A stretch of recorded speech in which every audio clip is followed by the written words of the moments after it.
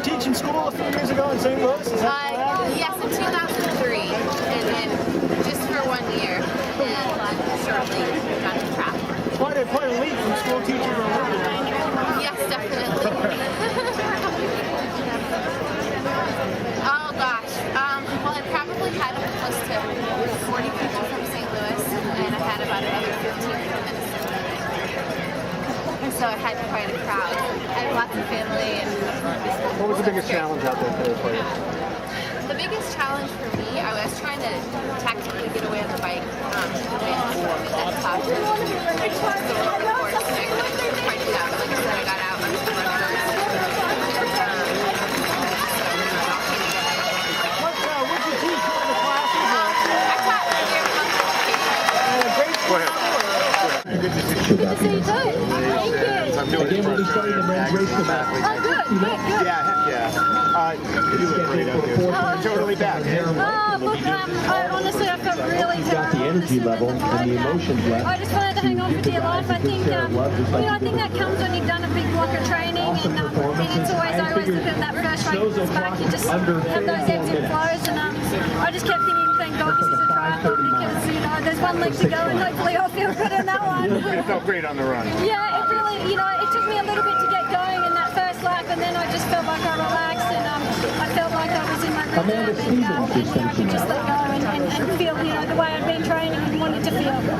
$200,000, lots of money. I know. Yeah. Make up for last year? Makes up for last year. Honestly, yeah. I mean, it's funny. I don't have any apprehensions about any race, but this race, it's the only race I've ever had to pull out of it. Right. I was extremely disappointed at the time. I didn't know, and obviously wanted to come back and make amends here and have a good race. And so yeah, it was great to have this opportunity to come back and take away this sort of money. It's Big time.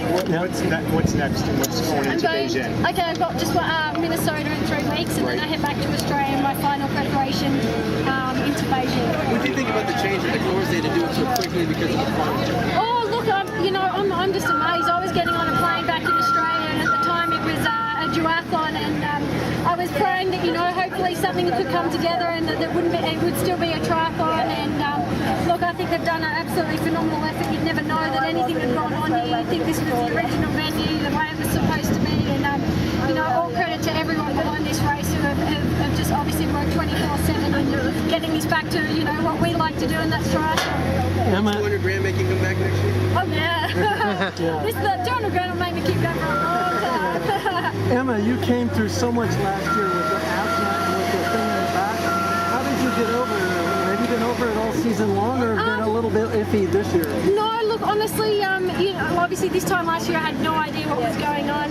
The back problem was the asthma had got so bad that it was obviously just affecting my breathing so much and making me spasm, and just didn't think anything of it. But I went back to Australia, and we had really vigorous asthma testing back at home. And that helped a bit. Once that was diagnosed, once I got on medications that were appropriate, I just felt normal again. I just thought, oh my gosh,